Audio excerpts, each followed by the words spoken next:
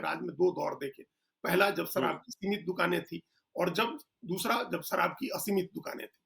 तो जी, ये 2016 के ठीक पहले का मामला है। 2010 से जी, 2015 के बीच में जो सरकार रही नीतीश कुमार की, उस दौरान उन्होंने हर गली चौराहे पर शराब की दुकान खोलने का लाइसेंस बाँटा। बिल्कुल, आप बिल्कुल, घर से निकलते ही कुछ दूर चलते ही शराब की दुकान थी।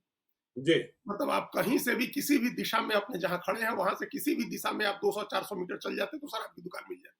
जी, गाँवों में, कस्बों में हर जगह शराब की दुकानें नीतीश कुमार ने खुलवा दी। हुँ, तो इसकी वजह से जब 2016 में उन्होंने लागू किया, तो उनकी मंशा पर सबसे पहले सवाल खड़े करने वालों में से हम थे, जो तब नीतीश कुमार के कई सारी पहल, कई सारे नियमों, कानूनों और नीतियों का समर्थन करने वाले लोग थे। ये मंशा बिल्कुल, पर सवाल उठा कि अभी 1 साल पहले आप खुले हाथ से शराब के लाइसेंस बाँट रहे थे और जी, अचानक अब आपको महात्मा गांधी याद आ गए और आपने ऐसी एकदम संपूर्ण शराबबंदी कर दी।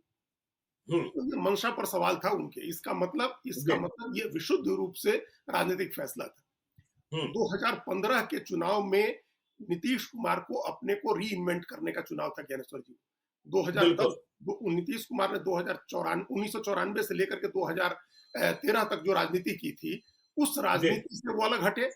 वो बीजेपी हुँ, के खिलाफ गए, बीजेपी से उन्होंने नाता तोड़ा और 15 में वो आरजेडी के साथ चले गए, जिसके ऊपर जंगल राज का इल्जाम लगा करके वो राजनीति में स्वतंत्र राजनीति शुरू की थी।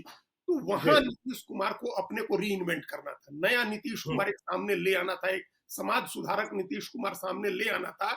और उसका मकसद ये था ज्ञानेश्वर जी, उसका मकसद ये था कि लालू यादव के साथ जाने से जो आपकी छवि पर दाग लग रहा है, उस दाग को धोने के लिए आप समाज सुधार का एक बड़ा कानून ले आए कि जो पलटू राम की छवि से बचने के लिए। बिल्कुल, पलटू राम की भी छवि से बचने के लिए और जंगल राज जी, वालों के साथ जाने की से जो आपकी छवि पर डेंट लगा। भई हुँ, आप तो जंगल राज वालों के साथ चले गए, वो तो पहली बार हुआ ना बिल्कुल, 94 के बाद, पहली बार 94 से आप जंगल राज और लालू यादव का विरोध कर रहे थे और हुँ, 2015 में मतलब 21 साल के बाद अचानक उनके साथ चले गए। तो ये सवाल जी, उठेगा ना कि भई अब वो कैसे अच्छे हो गए, आप क्यों उनके साथ गए और वो क्या अब सुधर गए? उनकी पार्टी में ऐसे होता था, महिलाओं के साथ उनकी पार्टी के सरकार के समय ऐसे होता था, बच्चों के साथ ऐसे होता था। तो ये सब सवाल उठते, आपको इसके लिए कटघरे में खड़ा किया जाता, आप इसके लिए जवाबदेह होते, उसके पहले आपने जी, शराबबंदी लागू कर दी ताकि लोग आपको महान समाज सुधारक कहना शुरू कर दें, महात्मा गांधी की श्रेणी में बिल्कुल। आपको रखा जाने लगे। और तो उन्होंने कहा कि महिलाओं की आवाज़ हमने सुनी, महिलाओं की बात हमने सुनी, पटना के एक सभागार में और इसके बाद हमने यह फैसला किया। हाँ, तो महिलाओं की आवाज उसके पहले नीतीश कुमार के कानों तक नहीं पहुंच रही थी।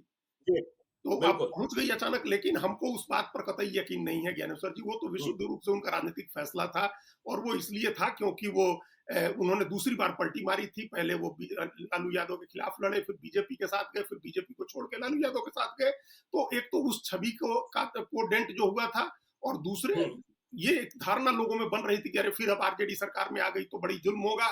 तो उस पर एक मलहम लगाने के लिए आपने कहा कि हम महिलाओं की आवाज सुन करके और शराबबंदी कर देते हैं। तो जी। ये काम आपने उस मकसद से, राजनीतिक मकसद से किया और और ये मन पहली बार नीतीश कुमार इसी फैसले में दिखे थे कि वह बगैर किसी तैयारी के कोई फैसला कर रहे हैं और फैसले को थोप दे रहे हैं। न शासकीय तैयारी थी, न न्यायिक तैयारी थी, न सुधार के कार्यक्रम थे, न अन्य कोई दशा और दिशा। आपने देखा ही 9 वर्षों में क्या-क्या न कहा गया कि ड्रोन से निगरानी होगी, हवाई निगरानी होगी, लेकिन हुआ क्या? के पाठक तक तैनात किए गए, लेकिन हुआ क्या अजीत जी? हाँ, तो फिर वो एक तो दूसरा पहलू हम लोगों ने ये डिस्कस किया कि वो राजनीतिक डिसीजन था, राजनीतिक फैसला था और अपनी जी, छवि को बेहतर करने के लिए वो फैसला किया गया क्योंकि वो उस समय लालू यादव के साथ गए थे। और उसके बाद कितने बड़े पैमाने पर इसको लागू करें कि सिर्फ इसी की चर्चा हो, सिर्फ इसी पर फोकस हो। इसके लिए बिल्कुल। पुलिस ने वो एकदम बिल्कुल टाटा-पोटा और यूएपीए के अंदाज में इस कानून को इम्प्लीमेंट करना शुरू किया। अगर उस समय पुलिस ने सहज रूप से इसको लागू किया होता तो इतना अनरेस्ट नहीं होता, इतने लोग हुँ, गिरफ्तार नहीं होते, इतने लोग जेलों में नहीं डाले जाते और कोर्ट को इस तरह की टिप्पणी नहीं करनी पड़ती और अचानक इस तरह का माहौल नहीं बनता। तो ये 2 पटना के पहलू हैं। बनास होटल का छापा आपको याद होगा। हाँ, गुजरात से कुछ व्यापारी आए थे, शादी में बिल्कुल। शामिल होने आए थे। उन्हें शायद जानकारी नहीं रही होगी, वे कुछ लेकर आ गए थे। अभी कुछ दिनों पहले का किस्सा है, अमेरिका से कोई व्यक्ति एक गाँव में आया। हुँ, अब उसे क्या पता था, उसने एक बोतल रख लिया, हाँ? और फिर वह अमेरिका से आया एनआरआई, एनआरबी भी कह सकते हैं।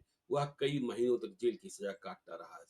तो वही तो और क्या ड्रैकोनियन कानून होता है? ड्रैकोनियन और जी। किस चीज़ को कहते हैं? इसी को कहते हैं हुँ, कि ट्रेनों में छापे मारने लगी पुलिस। कि ट्रेन गुजर हम्म, रही है बिहार की सीमा से और उसमें शराब पकड़ लेते थे लोग तो अरेस्ट कर लिया जाता था।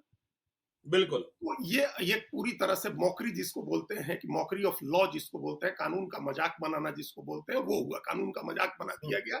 इतना ट्रिवियलाइज हो गया ये कानून की कोर्ट को अल्टीमेटली दखल देना पड़ा, जमानत की शर्तें उसमें सहज करनी पड़ी, ढीली करनी पड़ी, सरकार को भी अपने नियम में कई तरह के छूट और कई तरह की चीजें लचीलापन ले आना कोर्ट पड़ा। की तो ऐसे हो गई जब सुप्रीम कोर्ट ने कहा कि भाई इतने मुकदमे हम नहीं झेल सकते हैं।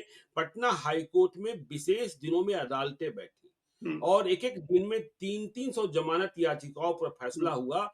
और मुझे कई वकील बता रहे थे कि जज साहब सिर्फ यह पूछा करते थे, आरोप क्या है, हम्म, कितने लीटर शराब की जब्ती हुई है, हाँ, पीने के लिए था कि बेचने के लिए था, 1 लीटर की जब्ती हुई है, अच्छा आधे बोतल की जब्ती हुई है, जमानत जमानत जमानत हम्म, जमानत हम्म, जमानत जमानत। तो हम्म। फिर क्या हो गया था? हाँ, वही फिर मजाक बना ना सरकार का, मजाक बना जी सरकार का, बिल्कुल। दुनिया भर के हम्म, मीम्स बने, देश भर में बदनामी हुई। ये दो पहलू हो गए। अब इसके जी तीसरे पहलू पर आइए, और कई पहलू इसमें है। अब इसके तीसरे पहलू पर आइए जो सरकार को नुकसान है और जो एक समानांतर ब्लैक मनी की इकोनॉमी बनी है।